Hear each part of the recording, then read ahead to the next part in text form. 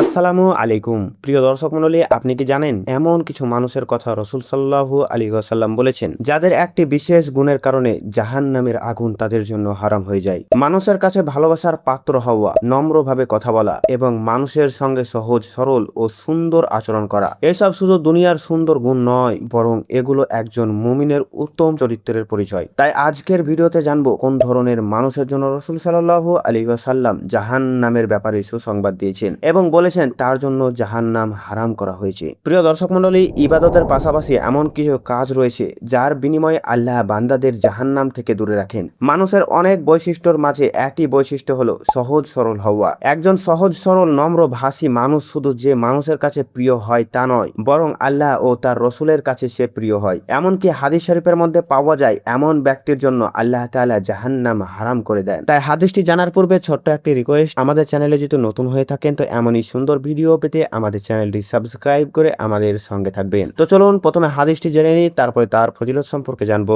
এবং কিছু গুরুত্বপূর্ণ বিষয় আপনাদের সামনে তুলে ধরবো। আব্দুল্লাহ ইবনে মাসউদ রাদিয়াল্লাহু তাআলা আনহু থেকে বর্ণিত, তিনি বলেন রাসূল সাল্লাল্লাহু আলাইহি ওয়াসাল্লাম বলেছেন, আমি কি তোমাদেরকে জানিয়ে দিব না কোন ব্যক্তির জন্য জাহান্নাম হারাম এবং জাহান্নামের জন্য কোন ব্যক্তি হারাম? এরপর রাসূল সাল্লাল্লাহু আলাইহি ওয়াসাল্লাম বললেন, যে ব্যক্তি মানুষের কাছাকাছি, জনপ্রিয়, সহজ সরল, নম্রভাষী ও সদাচারী। হাদিসের মূল নিচড় হলো এই যে ব্যক্তি নম্র হয়, সহজ সরল হয়, সদাচারী হয়, সে মানুষ সবার কাছে জনপ্রিয় হয়, মানুষের অনেক কাছাকাছি হয়, অর্থাৎ সুসম্পর্ক রাখে, এমন ব্যক্তির জন্য জাহান্নাম হারাম করা হয়েছে। একজন প্রকৃত মুমিন মুসলমানদের বৈশিষ্ট্য হলো নম্রভদ্র, সরল সোজা হওয়া। তারা মানুষকে ভালোবাসে আল্লাহকে খুশি করার জন্য। যার মধ্যে এই বৈশিষ্ট্য বা গুণাবলী নেই, সেই ব্যক্তির ঈমানের জ্যোতি শেষ হয়ে গেছে। এমন বৈশিষ্ট্য নিজের মধ্যে তৈরি করতে হলে প্রথমে প্রকৃত মুমিন হতে হবে, তাহলে এই বৈশিষ্ট্য অটোমেটিকলি তৈরি হয়ে যাবে। প্রিয় দর্শক মণ্ডলী, আল্লাহ তাআলা যেন আমাদেরকে এই সুন্দরভাবে এই আমলগুলি করার তৌফিক দান করেন। আমিন সুম্মা আমিন। প্রিয় দর্শক মণ্ডলী, এই ছিল আজকের ভিডিওটি ভালো লাগলে